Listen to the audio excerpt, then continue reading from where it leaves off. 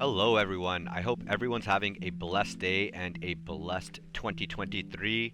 Just wanted to bring you guys a quick video and share some thoughts that I had on the new Warzone 2 Season 2 update. Now, we got a big update yesterday with some big changes in terms of gameplay for Warzone 2. We got a new map with the Resurgence mode, and we got a little bit of content for Modern Warfare 2 as well.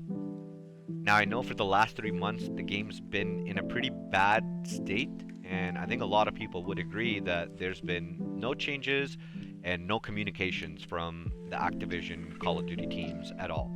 The game's just been slow, it's been buggy, it's been glitchy, there's been dev errors, shadow ban bugs, cheaters are coming back, just to name a few things, and even myself, I haven't played Warzone 2 or Modern Warfare 2 for the last 2 months just because I haven't really felt that urge to play. The game's just not been fun to me. Now, what you're seeing right now is actually my first game on Ashika Island's new Resurgence mode, and what I wanted to go over today is actually some initial thoughts I had about the changes and what I feel the game could still use to put it in a more fun state for everybody. Now, coming into this, I had extremely low expectations for how the game would play after the update.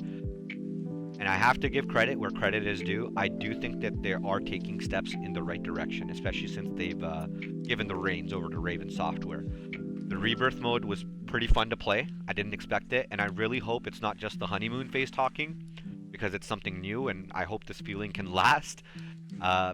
Being able to run and plate is a huge change. It's a really good dynamic in a fight. It changes the dynamics of a fight, and I don't know if I'm just tripping, but I think you can run and play faster than you can actually run in certain situations, so I'm not sure if that's a bug or actually how it's meant to be. I guess we're going to find out as more time goes on. Now, I also had a brutal time just getting into games yesterday for some reason. I was just not getting any teammates, and when I did get teammates, they would either leave before the game started or the lag would just be horrendous and the game would just be unplayable. And even the game you're seeing right now, you'll see it started with, 15, 14 people in the lobby, which is just insane. Now, let's quickly go over some pros in terms of changes that they've made with this update. I haven't really had a chance to look at the patch notes, but some changes that they've made are loadout guns are cheaper to buy at the buy station. You can actually see your pings more clearly on the map. They've added 2 loadout drops, and they actually come quicker now in terms of quality of life. The game actually feels like it's running smoother for me. I don't know if that's just a placebo effect. I've seen a few people mention it as well, that they feel the mechanics feel faster, like the running and whatnot. I felt that as well. Nothing crazy. I think like a 15-20% increase. I hope that they keep making more consistent changes going forward because, again, that's only good for the game. Now, that's all the pros that I could come up with with the time that I had in the game. Let's go over some of the cons, and I do apologize in advance if this list is a little bit more extensive than the pros. Now, first off, there is zero weapon balancing. Zero effective weapon balancing. I know that they touched some guns and they made some changes in terms of damage values, but the RPK, the Fennec, and the pistols are still completely busted. They're still in the meta. And I think we really need a meta shift within this coming week because Ashika Island cannot afford to become another RPK zone. Now, next, we need more health. I know that we got a 50 health increase with this patch to your base health, but it's honestly not enough, especially with how fast this time to kill is. Now, while the long range time to kill is okay, it doesn't feel too bad, it's just inconsistent depending on your hit registration. The close range TTK is bonkers. You can literally kill someone or die yourself faster than you can blink or even humanly react. So this needs to definitely change. We need to either severely increase the time to kill, or we need to bump up the health a little bit more. And I think in a perfect world, we need a little bit of both, because we do need more health because it adds skill gap. It adds that factor of you have to hit your shots to win your fight. And next, I think people are just sick and tired of the RPK, the Fennec, and the pistols at this point. The next take may be a little controversial, but I feel like it needs to be said. but movement still needs to be better, and it needs to have another buff. I don't know if it's going to be one more buff or a few more updates that are going to get us in that sweet spot.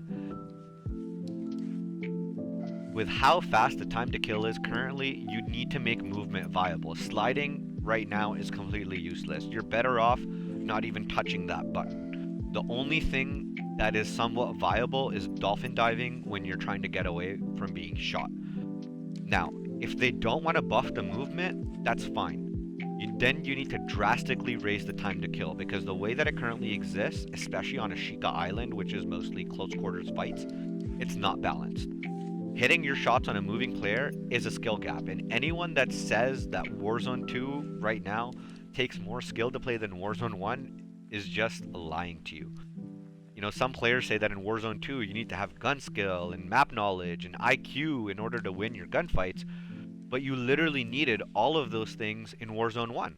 Plus, you needed to have the knowledge to expect how a player was going to move, so no, Warzone 2 is not a harder game than Warzone 1, and the dwindling player base is not pros or streamers that have stopped playing the game, it's actually casuals. If a game is losing 50, 60, 70% of its player base, that's not pros. That's the casual average player base, and they're just not having fun with the game the way that it's designed. So again, I do think that the game does need more drastic changes going forward, because we tried to tell them it's almost like good players know how a game should be played. One of the last points I wanted to make, and I would say definitely one of the most important, or one of the more important ones to cover, is the complete lack of multiplayer content for Modern Warfare 2. Now, I myself personally have actually played more Modern Warfare 2 than Warzone 2 in terms of hours put in this game, and I'm actually genuinely shocked that they've pretty much abandoned the multiplayer community.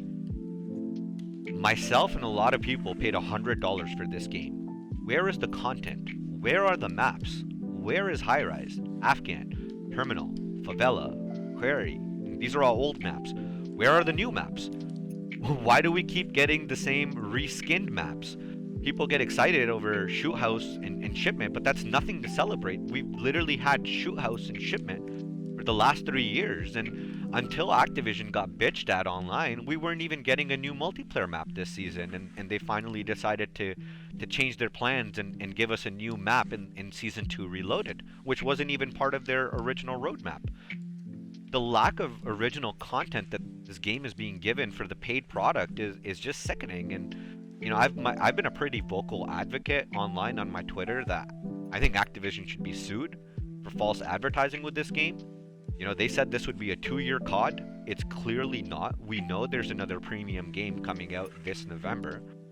The fact that they sold this game on nostalgia, and there's zero nostalgia in this game, there's no nostalgia maps from Modern Warfare 2, it honestly makes me never want to give them money again. I honestly feel cheated as a customer. And I used to think that Infinity Ward made good games and good maps, and now I just believe that they got lucky, and they don't actually care what we want except for our money. You know, if the goal of a game is to have a 100% satisfaction rate, I think with Season 2, with this update, we've hit 50% of that goal. Now, I know not everyone will agree with me there, but I think most people will resonate with the fact that this game still needs massive changes in order to just be fun. Now, I know I can't cover everything that's good or bad that came with this update, only time will tell as we go along, and again, hopefully they are going to make more consistent changes. However, leave a comment down below, let me know if you guys are vibing with the Season 2 update so far, whether you like it, if you don't like it, what you don't like about it, you know, what they could still look to add. If you're in the same boat as me with the lack of multiplayer content. And until next time, guys, peace.